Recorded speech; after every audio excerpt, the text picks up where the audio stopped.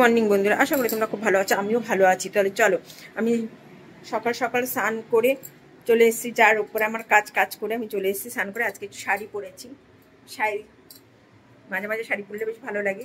তো চলো, আমার বোন এসছে, আমি রান্নাবান্না একটু করে হেল্প করে দিয়েছে।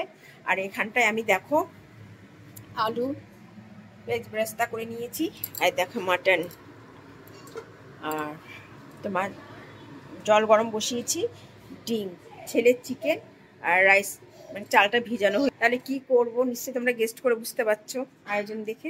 তো চলো, আমি রান্না করবো, তোমাদেরকে পরে আমি শেয়ার করছি ওটা কি। তাহলে তো আমি কমপ্লিট করে ফেলেছি, এখনো ইসে করিনি, তোমার জাস্ট দমে দিয়েছি। দেখেছো, এই দেখো মটন বিরিয়ানি করেছি, আর ছেলের জন্য চিকেন করেছি, আর ভাত তুলে রেখে দিয়েছি। চলো, আজকে এতটাই রান্না হয়েছে, পরে যখন খাবো তখন তোমাদেরকে একটু শেয়ার করব, দেখাবো কেমন হয়েছে। হ্যালো বন্ধুরা, দুপুরবেলা খাওয়া করেছি, এজো বিরিয়ানি হয়েছে, বিরিয়ানি খাচ্ছি, সব মটন বিরিয়ানি, সঙ্গে আলু আছে, ডিম আছে, স্যালাড আছে। এই সাথে কেমন হয়েছে বিরিয়ানিটা বলে দে।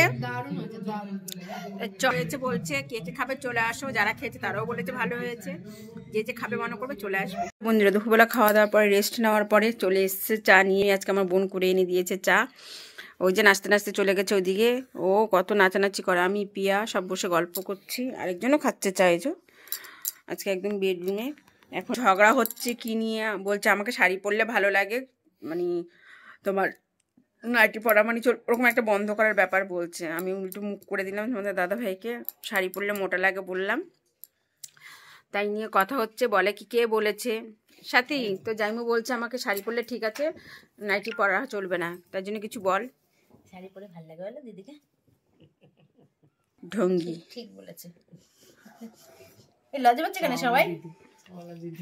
এই চাওয়ালা দিদি তোমাদের, হ্যাঁ আমি খুব ভালো চাওয়া নেই, চা আলি দিদি। একটা দোকান খুলবো, 4 রাস্তার মোড়ে, আসবে সবাই খেতে চা। 4 রাস্তার মোড়ে। ও তো চা খাওয়ার জন্য 4 রাস্তা মোড়ে আসবে সব দাদারা?